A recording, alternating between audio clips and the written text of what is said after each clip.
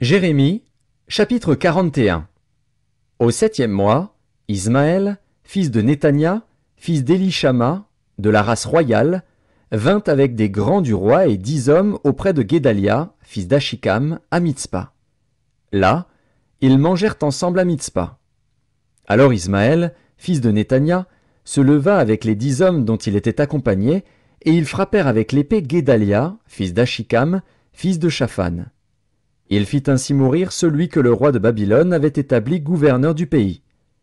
Ismaël tua encore tous les Juifs qui étaient auprès de Guédalia à Mitzpa, et les Chaldéens qui se trouvaient là, les gens de guerre. Le second jour après l'assassinat de Guédalia, tandis que personne n'en savait rien, il arriva de Sichem, de Silo et de Samarie, 80 hommes, qui avaient la barbe rasée et les vêtements déchirés, et qui s'étaient fait des incisions. Ils portaient des offrandes et de l'encens pour les présenter à la maison de l'Éternel. Ismaël, fils de Néthania, sortit de Mitzpa au-devant d'eux. Il marchait en pleurant.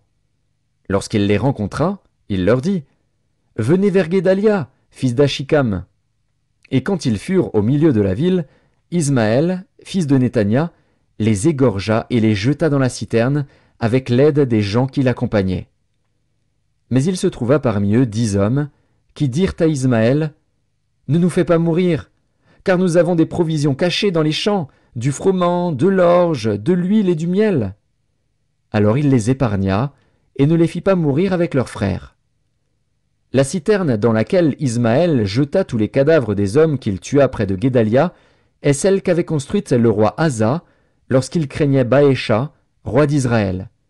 C'est cette citerne qu'Ismaël, fils de Néthania, remplit de cadavres.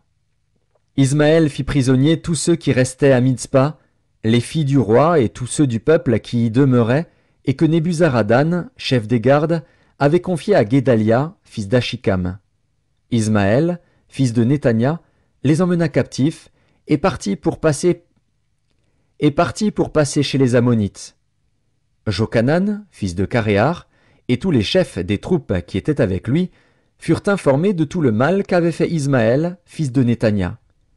Ils prirent tous les hommes et se mirent en marche pour attaquer Ismaël, fils de Néthania.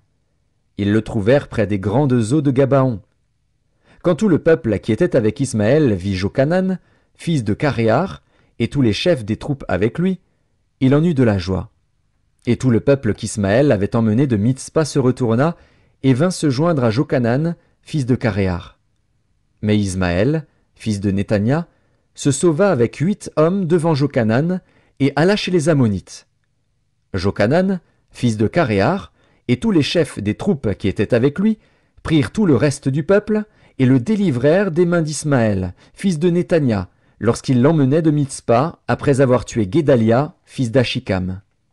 Hommes de guerre, femmes, enfants, eunuques, Jochanan les ramena depuis Gabaon.